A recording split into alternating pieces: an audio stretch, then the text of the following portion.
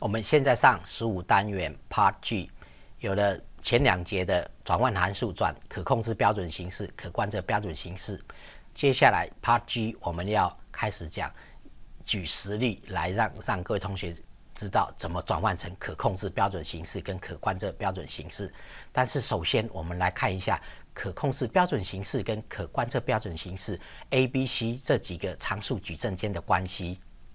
首先，这个就是我们要转换的转换函数。然后呢，我们可以分解成可控制标准形式或是可观测标准形式。其中呢，我们发现可控制标准形式跟可观测标准形式的 A 矩阵之间是互为转置的关系。那可控制的 B 矩阵，你把它转置的话，就会变成可观测的 C 矩阵。那可控制的 C 矩阵，我们把它转置的话，就会变成可观测的 B 矩阵。在状态矩阵之间呢，它们里面的元素呢，就通通会保留我们转换函数分母的多项式的系数 A。然后在 B 跟 C 可观测的 B 跟可控制的 C， 它们的元素呢，其实就是我们转换函数的分子的系数。中间那个可观测的 C 跟可控制的 B， 它里面的元素统统是0，除了最后一个是1。所以它们这2个标准形式之间的 A、B、C， 它们有这个之间相互的关系。我们接下来举一个实际的例子，我们有一个3阶的一个转换函数，分子分母的系数是这样子的。然后我们看一下，它这个系统就是3阶的。然后分子的系数呢，从2次方、1次方当常数项的话，分别是2、1、5。那分母的系数的话，从 S 的3次方来看的话，分别是1、6、11、4。所以相对应的 A 跟 B 的系数呢，我们在荧幕上就可以看得到，它就是这些数值。有了这些数值以后，我们可以选择可控制标准形式。如果说选择它的话，那么相对应的 A、B、C 就是荧幕上所显示的 A、B、C 这个矩阵。其中 A 的最后一列就是我们转换函数分母的多项式等于0的系数。其中呢是从常数项开始放，然后还要编号，因此呢是-4、-11、-6。那 B 呢，通通是0，最后一个是1，这个就是可控制标准形式的 A 跟 B。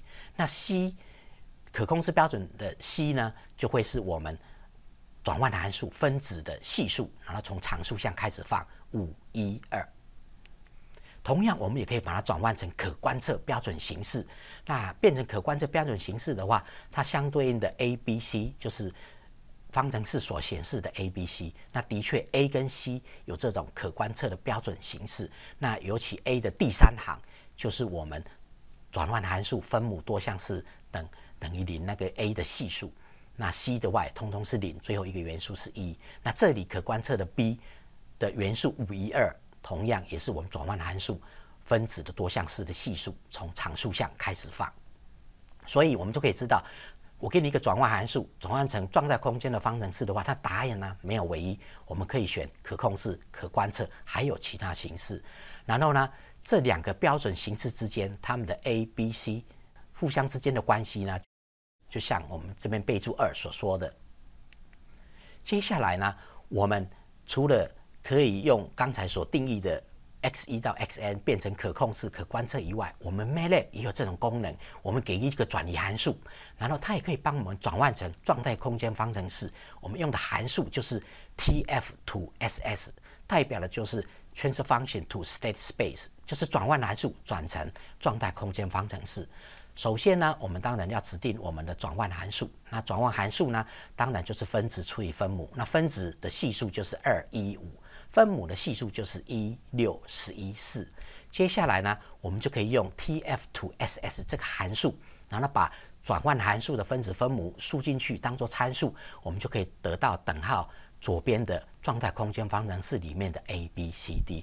那 MATLAB 给我们的结果 A 呢是这个3×3的矩阵， B 呢是3×1的向量， C 呢是1×3的向量，那 D 呢就是0。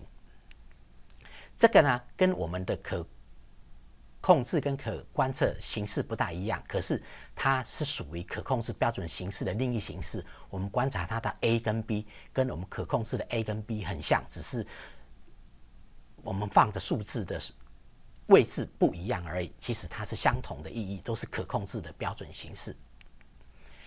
有了转换函数转换成状态空间方程式以后，这种动作我们叫分解，另外一个叫实现化。为什么叫实现化呢？因为我们有转换函数以后，我们需要把电路做出来。那做出电路的第一步就是先把转换函数转换成状态方程式。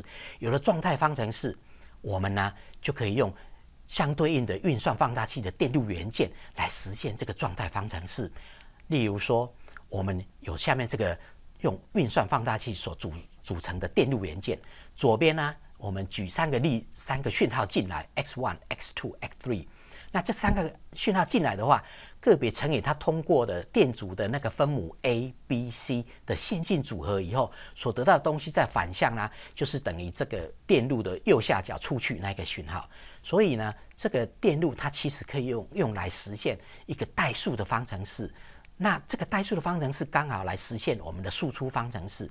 因为我们的输出方程式就是说，输出这个讯号就是状态跟输入的线性组合。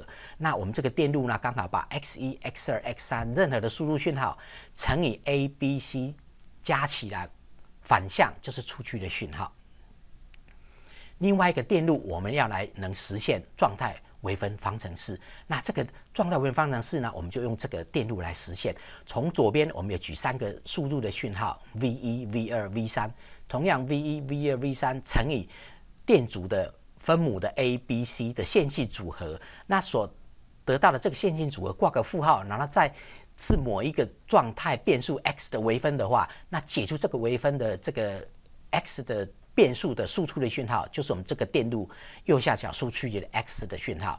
也就是说，这个进来 v1、v2、v3 出去是 x， 其实进来3个讯号跟 x 的关系是一阶微分方程式的关系，那这个其实就是微分方程式，那刚好可以用来解我们的状态方程式，因为我们的状态方程式也是状态的一次微分等于 ax 加 bu， 也是 x 的状态变数跟输入 u 的线性组合而已。我们就举这个实例当说明，我们这个是某一个状态空间方程式的电路的实现化。同样，最左边就是我们输入的讯号 u， 最右边就是我们的输出 y。那在介中间的就是我们的状态变数。那从这边我们可以看得很清楚，我们有2个状态变数 x1 跟 x2， 也就是说，我们有一个输入 u， 有一个输出 y。那我们这个系统有2个状态变数 x1 跟 x2。那它们之间的关系呢，其实这个电路就是实现这个状态空间方程式。就像荧幕上所看到的，第一个方程式就是状态微分方程式 ，x 的微分等于 ax 加 bu。第二个方程式就是输出方程式 y 等于 cx 加 du。的确，我们有一个输入 u， 一个输出 y， 还有2个状态变数 x1、x2。同时，我们观察 A 矩阵，它是2乘2，里面的元素的这4个数字，还有 b 向量、c 向量，还有 d 这个元素5。这里面的元素，这些所显示的数字，在这个电路里面都可以相对的找得到某一个电阻的分母，就是那一个系数。所以呢，这边我们为什么说我们说把转换函数分解呢？其实也是实现化，因为我们设计好了一个转换函数以后，我们想做出它的电路，那就可以用运算放大器的电路来把它实现。以上就是这一节的说明。那这一节呢，我们配合实际的例子来说明一个转换函数可以转换成可控制标准形式、可观测标准形式。